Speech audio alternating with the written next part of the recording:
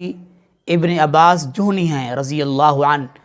یہ بیان کرتے ہیں کہ مجھے رسول اللہ صلی اللہ علیہ وسلم نے فرمایا، کیا میں تجھے پناہ مانگنے والوں کی بہترین دعا نہ بتاؤں؟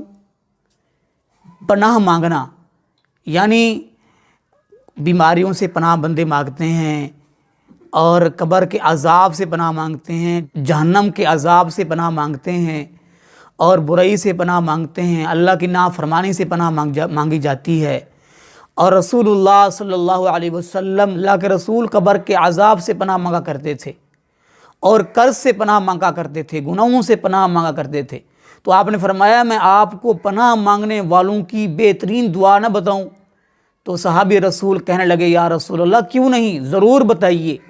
تو آپ علیہ السلام نے فرمایا قل اعوذ برب الفلق قل اعوذ برب الناس۔ یہ دونوں صورتیں آپ نے ان دونوں صورتوں کو پناہ مانگنے والے لوگوں کی بہترین دعا کہا ہے، اور یقیناً جب آپ ان دونوں صورتوں کا ترجمہ پڑھیں گے، ان کے معنی پر غور کریں گے، تو آپ کو پتہ چلے گا کہ یہ کتنی بہت بڑی صورتیں ہیں، اور ان میں کیا بیان کیا گیا ہے جادو کے بارے میں،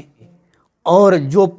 جادو کر کے پھونکتے ہیں ان کے بارے میں، جو شیطان جنوں میں سے ہوں یا انسانوں میں سے ہوں، انسانوں کے دل میں، انسانوں کے کانوں میں سے پیدا کرتے ہیں، وسواس پیدا کرتے ہیں،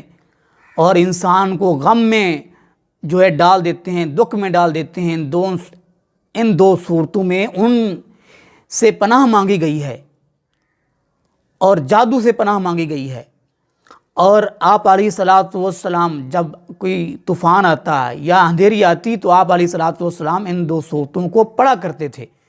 اور آپ علیہ السلام نے سیدنا عقبہ بن عامر رضی اللہ تعالی عنہ کو ان دو صورتوں کو پڑھنے کی وصیت کی ہے۔ تو ہمیں بھی چاہیے کہ ہم ان دو صورتوں کو پڑھا کریں کثرت کے ساتھ۔ آپ کی شان شوکتوں